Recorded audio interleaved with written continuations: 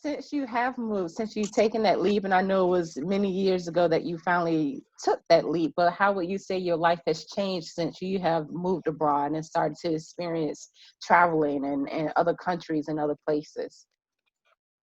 Oh my gosh, my life has changed so much. I definitely think I understand humanity a lot better. I just understand cultures and people, and I think we judge people a lot just as human beings. We judge people a lot, but it's not until you really travel and really understand the circumstances that people are in, and why they make some of the decisions that they make. So I don't see things nearly as black and white as I probably used to. I've definitely started to take better care of myself. My wellness and my quality of life is now literally the number one thing that's important to me. I feel like in the United States, we're kind of bred and taught that your job and your career and your bank account, and that is supposed to be everything to you. Um, and that's not how I think at all anymore. I was always very career oriented as a young woman in my 20s. I opened my first gallery at 21. I was going to be this artist, supercharged businesswoman. And it's not that that doesn't still speak to my heart. It absolutely positively does.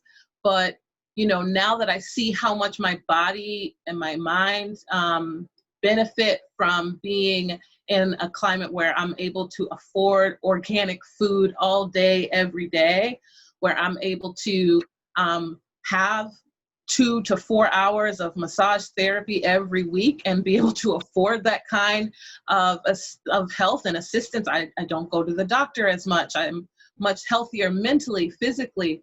Now that I'm able to afford house help, you know, that was something that I had to really come to terms with living abroad is how am I going to have somebody in my house cleaning up after me? But then when I realized, oh my God, but I can grow my business so much more and I can work so much more on the things that I want to do if I don't have to come home and cook and clean and sweep and mop and, you know, and being okay with accepting help, you know, and being okay with the fact that I'm paying somebody an honest wage that's helping to support their family. They have no shame in their job. Why do I take my American ideals over in a place where it doesn't belong and deny somebody, you know, assistance in the form of employment that they should definitely be proud of, you know? So I've learned a lot about, I've changed a lot in regards to just being able to take myself first or put myself first, put my health and my wellness first, and accept help so that I can do more of the things that I want to do. You know, I was just really, really happy before COVID because I had a gardener and I had house help in Kenya, and I was able to devote my time to my clients and, you know, spend my time with the people who I was bringing into the country and help them to have that experience, which I would be completely exhausted. I have been completely exhausted trying to do that, you know, in the Caribbean on this side of the equator where it was not affordable at all for me to have that kind of assistance. And my body was exhausted. My mind was exhausted. I wasn't giving the best service that I could, you know, because was splitting myself. So, you know, being able to afford a lot more just things, help, Right. assistance, care, benefits, preventative uh, measures for your health is amazing. And I wouldn't give it up for nothing. Nothing.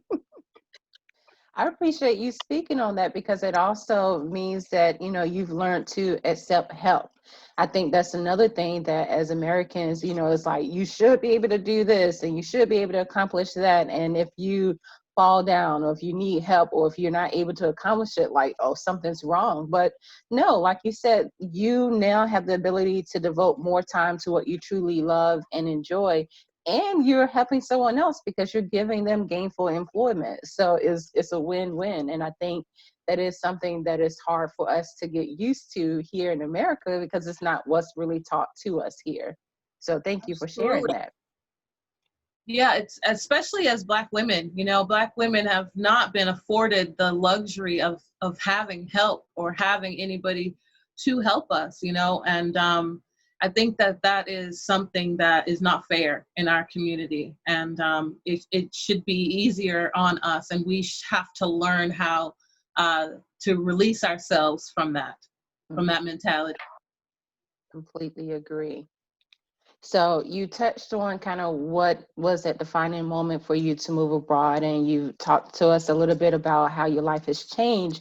When you did make the decision, how far in advance would you say you gave yourself before you actually moved? So I'm like, I'm gonna move till I moved. How much time do you think there was? I gave myself 6 months. It was a very disheveled event. I didn't know exactly where I was going to go, what I was going to do. I just knew that, like, spiritually, it was time to make a move. And I just had to trust in the universe that I had enough resources within myself. I'm a Chicago girl. I got that hustle like we all do. So I just had to say, okay, I'm going to do this and I'm going to figure it out. So I gave myself about 6 months. I found a writing job online. I'd actually talk about this on my YouTube channel. I actually made this decision to move with $400 in my pocket. Wow.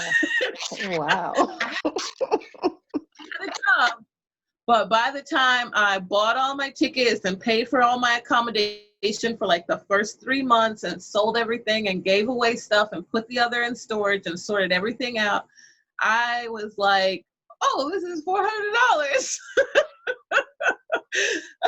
So I wouldn't suggest doing it exactly like that. But at the same time, I took care of the other things. I made sure I had a job. I made sure that I was going to go to a place where I had Wi-Fi so that I could do that job.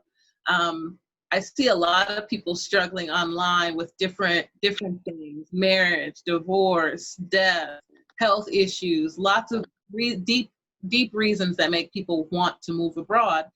And they have these astronomical ideas of how much money they have to have. Oh, when I save up $50,000, when I save up $10,000, when I save up, and I'm like, if you don't have the know-how of what you're doing, you will go out there and lose that money in a bad investment, in a scam, in a ripoff.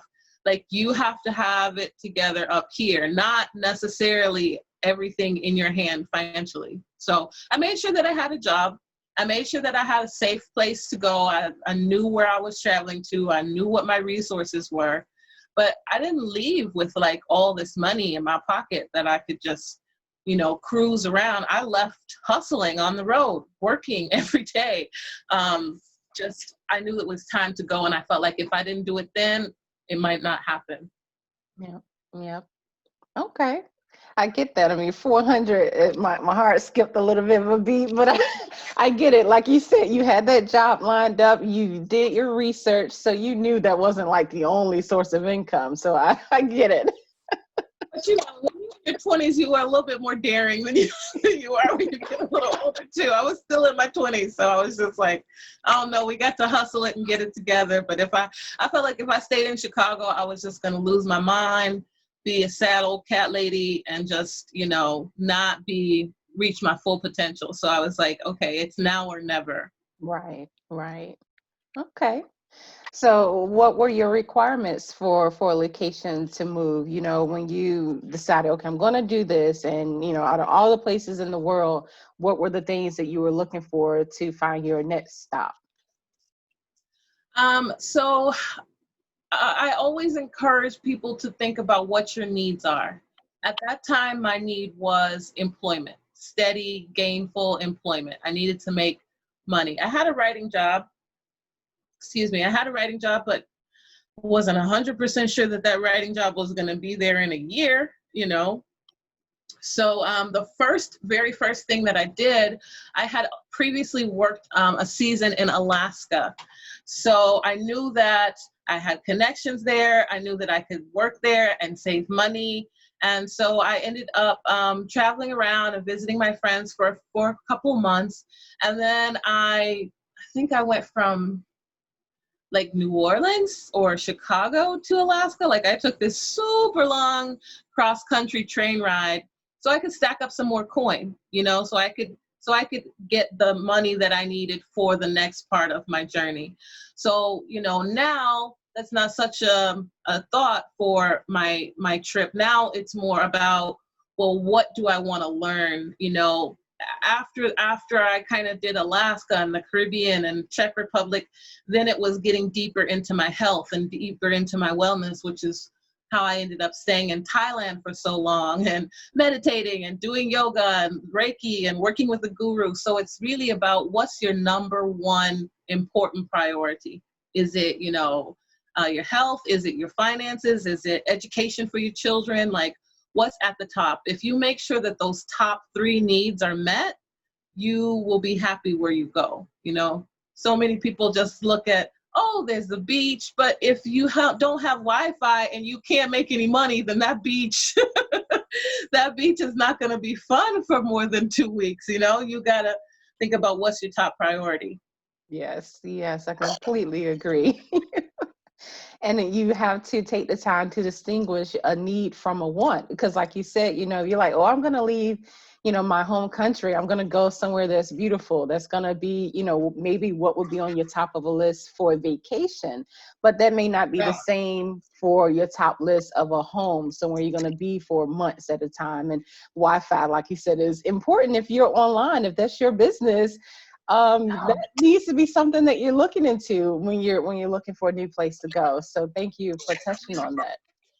Yeah, there's places I still want to go, but the Wi-Fi situation, it won't allow me to live there, you know? So it's like, well, when I have a month off, I'll go and I'll see that area or I'll explore that area. But, you know, there's also places that I would love to live that are a little bit more remote. Like when I was living in Kenya, I lived in Mombasa. I'd love to live a little bit further up the coastline, but the Wi-Fi isn't as strong. So I live, you know, in Mombasa, and on the weekends I go to those areas. You know, I take time off to go visit those areas. So yeah, mostly at that time it was just about finances and getting some more savings. I spent all my savings on funeral expenses at that time. So yeah, at that time it was just like, okay, where can I go and make some money and figure out where I want to go next, you know? So yeah.